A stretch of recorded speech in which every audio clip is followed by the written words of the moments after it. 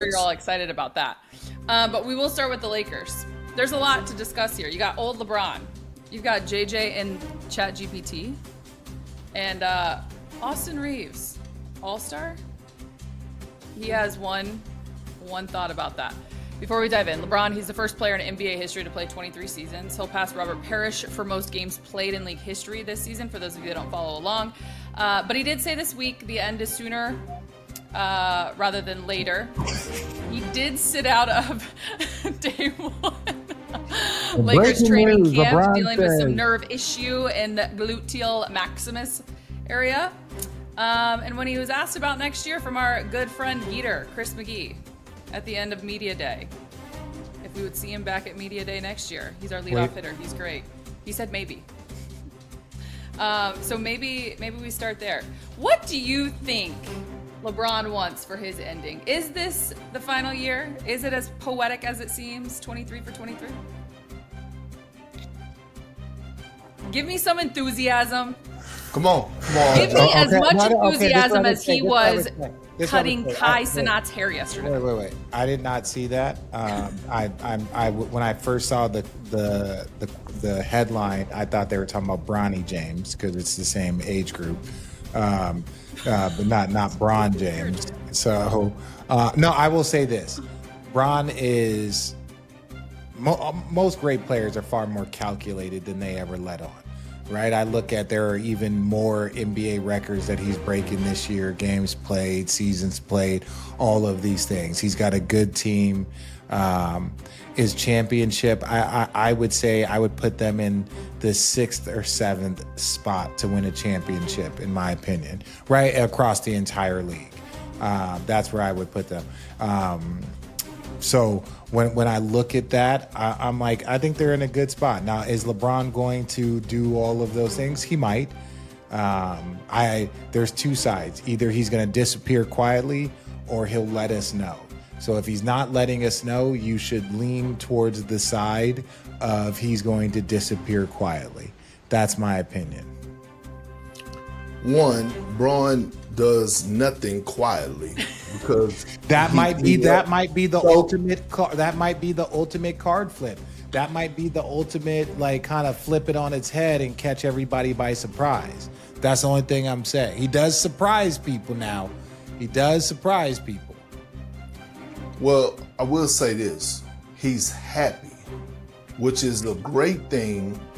Look, we all know at some point in the next year or two, maybe 3, that he's going to walk away from the game of basketball. Hell, in 5 years, he's going to be eligible for his pension. He should walk away.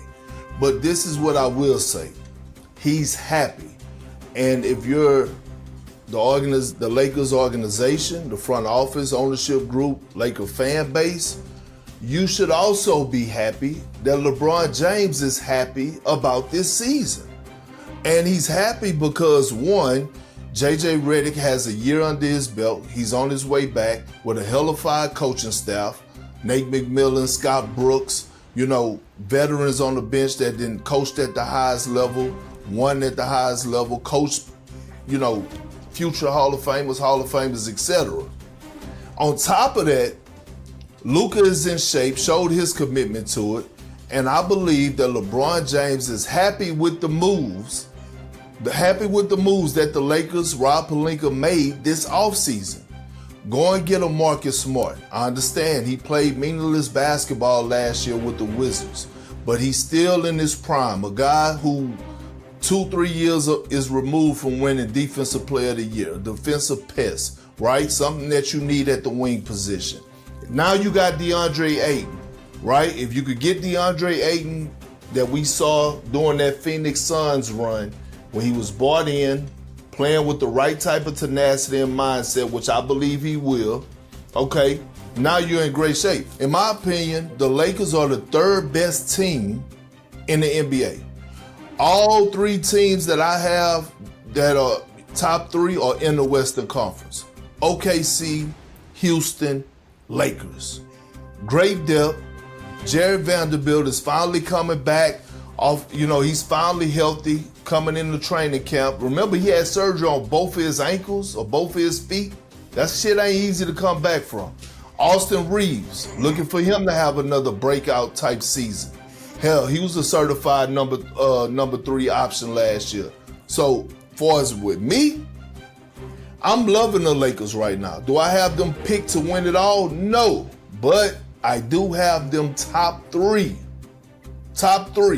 for as title contenders. Nothing gets me excited like it's Wait. if Perk listened to media day. Yes. Allie. So if you have him as top 3, look at how his ear's leaning forward. So you say that ideally those are the only 2 teams better than them, right? In the conference. So, ladies and gentlemen, Perk just established that the Lakers he has losing in the second round.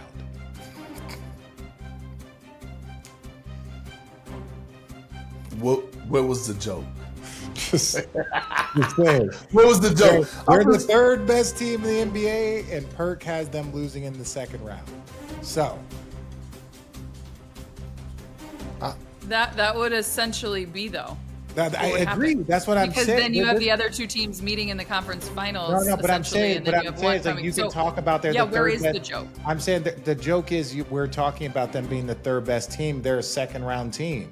So, like, do we really think that they have a chance to win an NBA championship? It's called, like, your math ain't mathin', Rich. No. I'm messing. First of all, whoa, everyone, lower it down. Whoa, lower it down. You raise.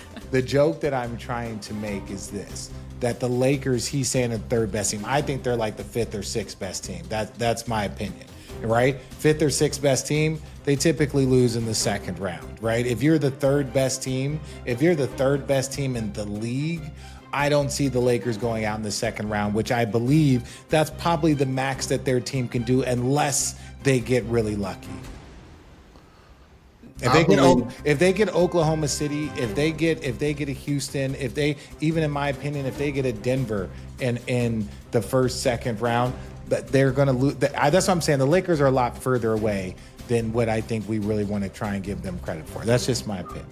Yeah, that is your opinion. That's not mine. Because I do believe that, like, you know, if they happen to match up and both squads were healthy, I mean, the Rockets would actually have to play some pretty damn good basketball. Agreed. We're actually going to take a strong pivot here because it's not on the rundown. But speaking of the Rockets, and this is respect to Fred VanVleet, the champion that he is, does that not? How much weight in losing him? Because you still have him Perk at number 2. Huge weight. Have them at number 2. Go ahead, Perk. Why you say huge though? I say huge because I think we look at when Kevin Durant had playmakers, point guards, that's when his teams excelled the most, right? Brooklyn, he had James Harden, one of the ultimate playmakers. Kyrie is a guard, but he's more of a screen. But you had James Harden. When he was in Golden State, you had Draymond, you had Andre, you had the system that they had, right? When you get to Phoenix, you know, and even when he was in Oklahoma City, he had Russell Westbrook that was putting up those numbers as a point guard. So when you look at in Phoenix, they didn't have a point guard and they struggled. I'm not saying that they don't have people that can play. They got Şengün that can play make. But there's something about, we've noticed when Kevin Durant plays with a point guard or in a system that has it, his teams typically excel, right? When they don't, they come back to kind of that medium level for Kevin Durant, respectfully. I just think you have to, you know, understand the style, like the style of play which the Rockets, how they play, right? And when you look at their style, they don't have a traditional point guard. They didn't have that last year. Like, they like to get stops, they get out and run, they do a lot of cutting. Anybody could push the ball, right? I think this is a perfect time for Amen Thompson to show what he's capable of doing as far as pushing the pace. He's an underrated playmaker. As you alluded to, baby Jokic, Alfred Şengün, he pushes the rock. The offenses ran through him a lot from that high post area from the top of the key. So, you know, it's going to be a lot of cutting, a lot of slashing. Mm-hmm. I understand Fred VanVleet did something